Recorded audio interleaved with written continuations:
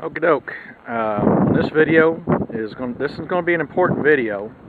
I got a real good trick to show you. This is a very important video.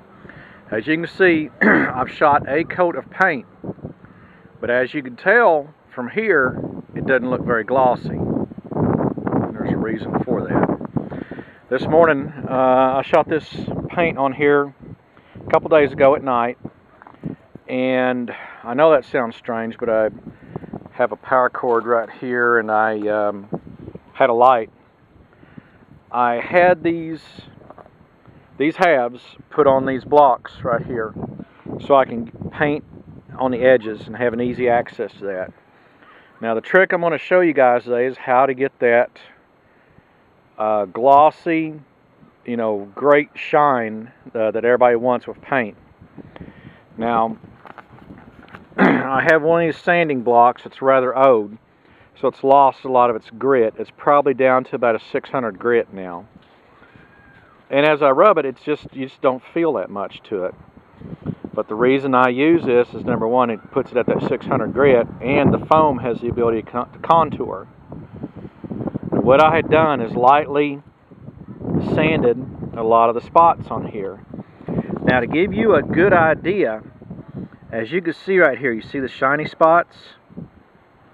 That's where the paint is glossy, and where the matte finish is at where I've taken this sanding block and sanded over this. Now the reason for that is, microscopically, paint is a series of hills and valleys. You want to take the hills down and get to the valleys. That's where the sandpaper comes in. The glossy part, what I did is lightly sand this. I don't use a lot of pressure, but I use an even hand across it, even pressure and light.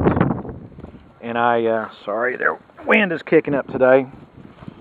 But sand it, and I'll get a rag, clean it, and look at it. Now the main part is, as you can see through here, you can see a little bit of glossy. That'll be the valleys. The matte is the hills. And you want it clean and flat and smooth. And the matte finish, number one, makes the paint stick better. Number two, flattens it out so you get that smooth, glossy look to it. Now this morning I got up, there was a lot of fog out, so it was a little bit too much moisture in the air.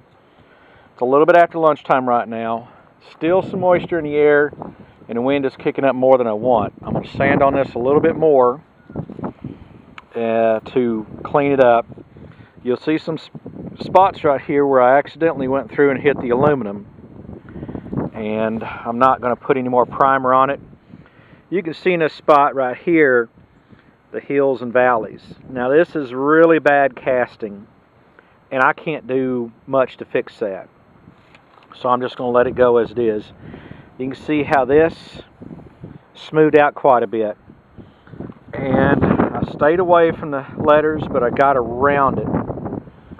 What this does, that matte look, like I said, adds tooth for the paint to stick, but it also smooths it out to where the paint's going to lay down flat, and that's how you get that great look. The areas around the motor stuff and all, a little bit here, a little bit here, a little bit here. Not much overall that I'm going to do with that. You remember this area right here had that big crease right across there? You can see how it's all flattened out. See how this is all smooth now? I mean, there's casting flaws, and that was built into it, and I can't do nothing to fix that. But up here, up on the top, is where it's got that flat, smooth look. It's at a satin sheen right now, and that's what I want.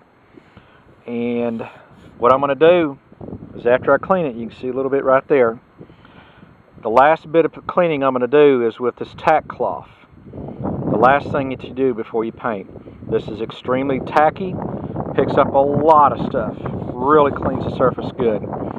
But for the first part, I'm going to wipe this, get as much off with this, because these, for me, is kind of hard to come by, and I want to use this as a last resort and use it as sparingly as possible.